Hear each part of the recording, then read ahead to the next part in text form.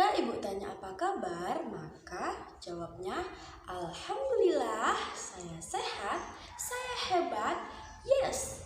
Bisa? Kita coba ya. Apa kabar anak ibu? Alhamdulillah, saya sehat, saya hebat, yes.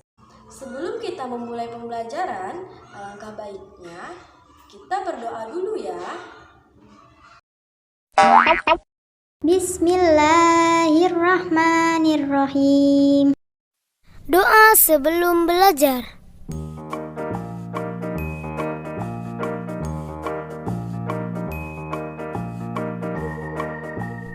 Assalamualaikum kawan-kawanku. Kita belajar yuk agar kita menjadi anak yang pintar. Jangan lupa kita berdoa dulu. Rabbi zidni ilma warzuqni fahma. Ya Allah, tambahkanlah aku ilmu dan berikanlah aku rizki akan kepahaman. Alhamdulillahirrabbilalamin. Setelah kita berdoa, semoga Allah Subhanahu wa Ta'ala memudahkan kita dalam menerima pembelajaran. Amin. Pada hari ini kita akan belajar tentang manusia dan lingkungan. Sudah siap anak-anak? Jangan lupa siapkan buku dan penanya.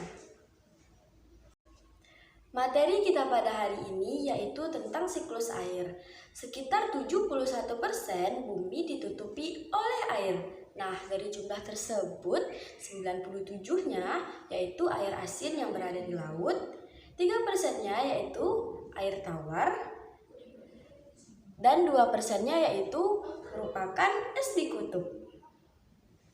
Nah, sisanya yaitu yang bisa digunakan oleh manusia berada di danau, sungai, dan air tanah. Manusia memerlukan air untuk berbagai kegiatan seperti mandi, minum, mencuci, ataupun menyiram tanaman. Meskipun air digunakan secara terus-menerus, air di bumi tidak akan habis karena, ayo siapa yang tahu? Nah, betul sekali. Air di bumi tidak akan habis karena terjadi siklus air.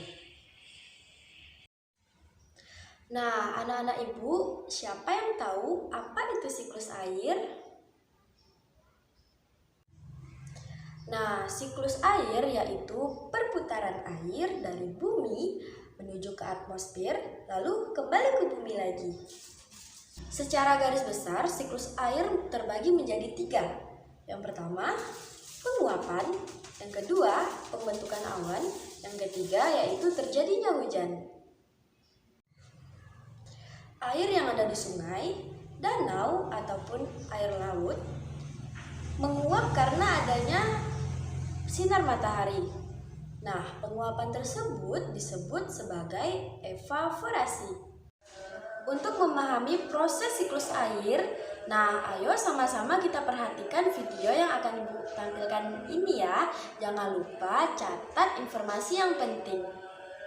Air di laut, sungai, dan danau menguap karena terkena panas matahari. Proses penguapan tersebut disebut evaporasi. Tumbuhan juga mengeluarkan uap air ke udara akibat panas matahari.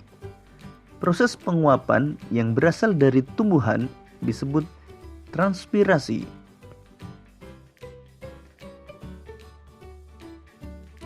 Uap air dari permukaan bumi akan naik ke udara dan membentuk awan. Kumpulan uap air tersebut akan mengalami pengembunan membentuk titik-titik air. Proses tersebut disebut kondensasi. Lalu angin akan membawa awan ke daratan atau dataran tinggi. Selanjutnya titik-titik air di awan akan turun menjadi hujan. Proses ini disebut presipitasi.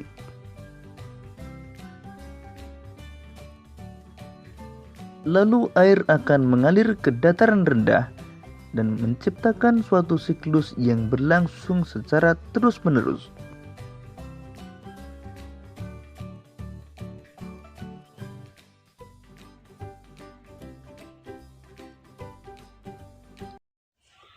Nah, bagaimana nih anak ibu? Apakah sudah paham tentang proses terjadinya siklus air? Nah, jika belum, anak ibu bisa mengulang video ini kembali ya. Perubahan lingkungan disebabkan oleh beberapa faktor. Yang pertama yaitu faktor dari aktivitas manusia, yang kedua faktor dari alam.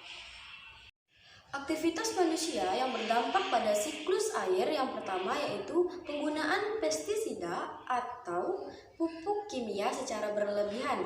Akibatnya menjadi pencemaran terhadap tanah. Nah, yang kedua yaitu pencemaran udara dari asap kendaraan ataupun pabrik.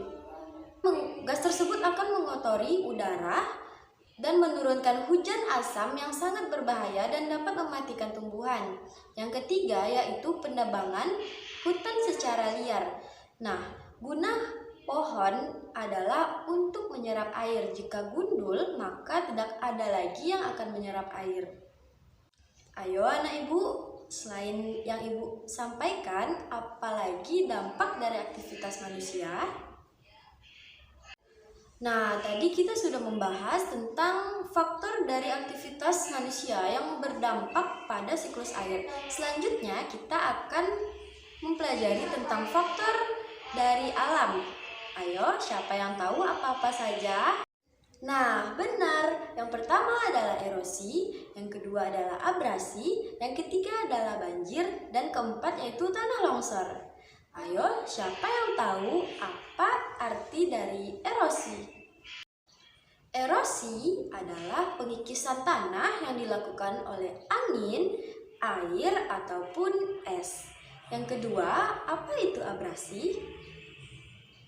Pintar sekali. Abrasi yaitu pengikisan pantai yang dilakukan oleh gelombang yang kuat ataupun air laut yang merusak. Yang ketiga yaitu banjir. Ayo, siapa yang pernah kebanjiran? Nah, banjir disebabkan oleh turunnya hujan secara terus-menerus dan terjadinya pasang air laut. Yang keempat yaitu tanah longsor. Siapa yang tahu apa itu tanah longsor? Tepat sekali, longsor yaitu peristiwa longsornya tanah dan batu ke bawah bukit. Nah, itu tadi 4 faktor alam dari perubahan siklus air. Bagaimana nih anak-anak ibu? Apakah sudah paham?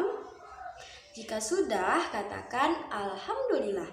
Jika belum, anak ibu bisa mengulang video ini kembali ya. Tugasnya yaitu anak ibu membuat sebuah poster atau gambar yang isinya tentang bagaimana proses terjadinya siklus air. Nah, nanti anak ibu juga membuat video dan menjelaskan bagaimana proses terjadinya siklus air. Jangan lupa dikirim ke WA ibu ya. Ini adalah contoh gambar atau proses terjadinya siklus air.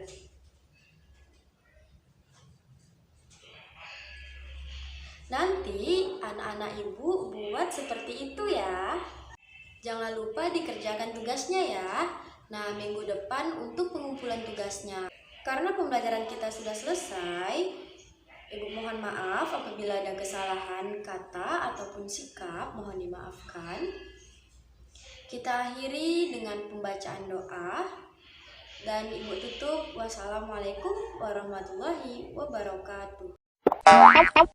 Bismillahirrahmanirrahim. Doa sesudah belajar. Assalamualaikum kawan-kawanku. Nah, kita sudah selesai belajar. Semoga ilmunya bermanfaat ya. Ayo kita berdoa.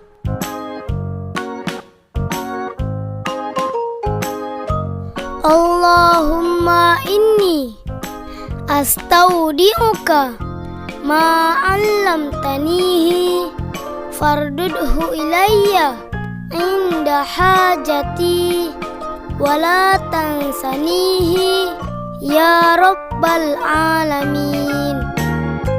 Ya Allah, sesungguhnya aku menitipkan kepada Engkau ilmu-ilmu yang telah Engkau ajarkan kepadaku, dan kembalikanlah kepadaku sewaktu aku butuh kembali, dan janganlah Engkau lupakan aku kepada ilmu itu, wahai Tuhan seru sekalian alam.